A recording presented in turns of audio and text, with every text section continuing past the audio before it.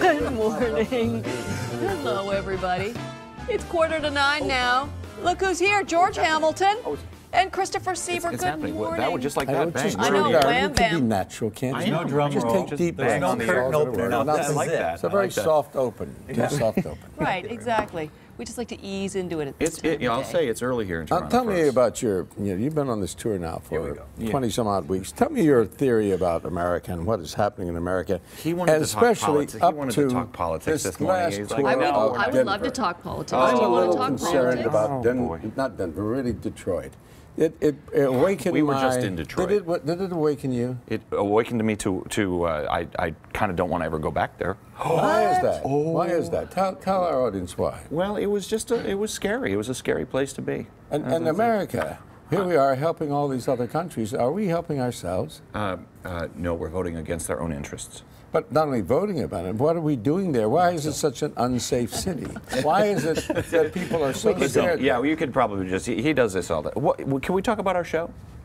I find that interesting, though, because Mitch Albom, are you familiar with the author Mitch Albom? He did Tuesdays with Maury. Yeah. He's from Detroit, lives there still. And he was talking, I said, how are things there? And he said, not good. No. That's where the politicians stop going and having all these meetings. They should be just given bows and arrows and say, go in there and clean that up and let's see what you can do here. You can do here, you can go bomb somewhere else, but get it done here. We're letting the hub of America fall apart. Need some jobs. With crack houses everywhere.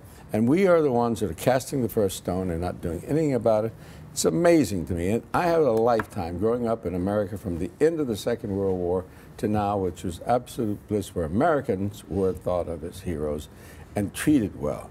I have never seen anything reverse in such a short time in my lifetime, and I panic that my children will face something that I didn't help them do. Right. Have you always been political? Not political. I'm not even political. Just this morning.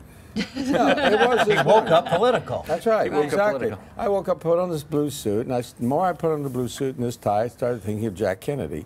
Before I knew it, I looked more like Teddy Kennedy. And I started thinking about it, and I thought, how can we in America have this happen when we have been the best, most probably downgraded? Right. We're being downgraded, and we're not taking care of what America is.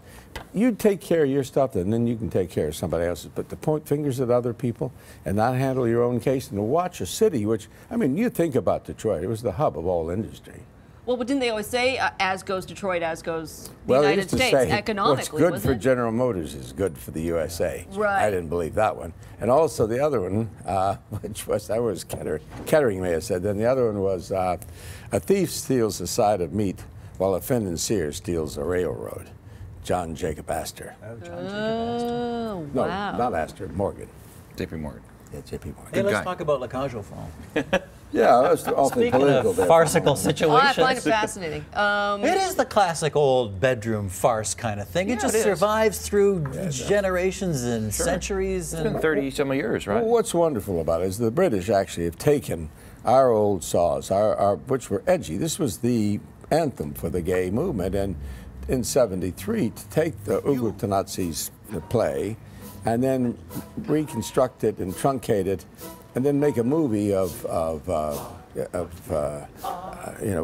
Nathan Lane and Robin Williams, Birdcage. It was just an amazing story. Yeah. And they made it so that it can actually go on Broadway, and they can move this set in 16 hours and have it up. Am I Yeah, right? it's crazy. But you know, this was somewhat controversial when they were attempting to launch this show initially. It was right in the throes of AIDS crisis. the AIDS Yeah, crisis, yeah. and a lot of people had concerns that there was no way to make this. It was a big risk for them to do the show Yeah. back then. You know, even to put it on Broadway and what it gets. Yeah, it was pretty, in your face, and it was it was a lot of gay themes in the show. Right.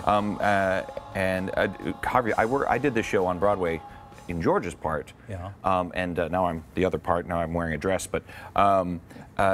Harvey told me a story when they originally did the show on Broadway that Jerry Herman, Harvey Firestein, Jerry Herman and Arthur Lawrence took female dates to opening night on Broadway because they didn't want people to know that they were gay. Oh. Isn't that crazy? And now it seems crazy. Now it seems crazy, but back then, yeah, even back then, and to put up a show that's so flamboyant and over the top and full of bugle beads and sparkle dust and. But I think it's very pertinent now to gay marriage. But I think the child's problems with his family are kind of dissolved. I don't think children of gays now suffer like they did then, and certainly in secrecy. So I think that's sort of mollified in some way. But I do feel the issues of gay marriage are just important. We were out in Iowa, you know, originally. The country's been incredible about this, and they go for it.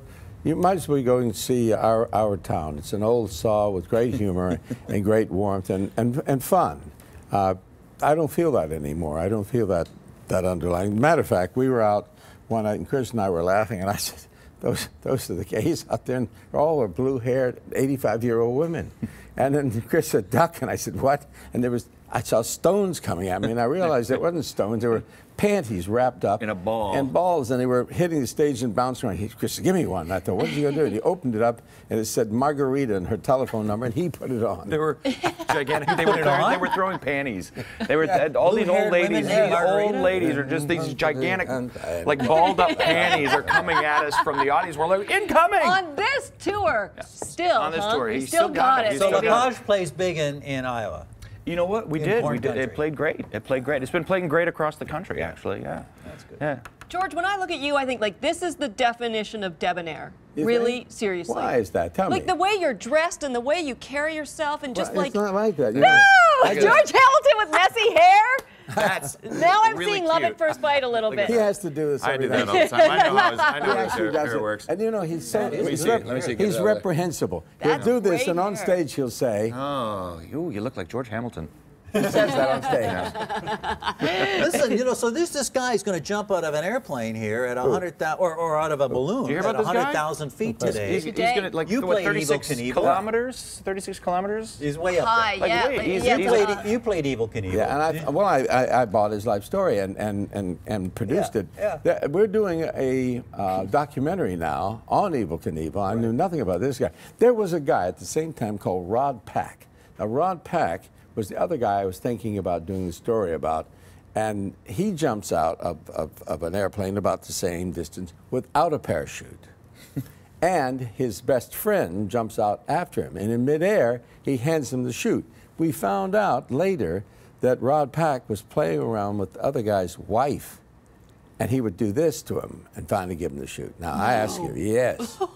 That is risky. It was That'll a teach little someone. That's double risky. Yeah, that was risky. Now, the show, I don't have the details here. What the show runs, how long? We're there. We start tomorrow there at the Royal Alexandra weeks. Theater. We're there for 6 weeks, which is terrific. This is the last stop on our We tour. like We've been doing housework. We come We've been to doing dinner this for a parties. year now. Fantastic. And then we're here till November 18th.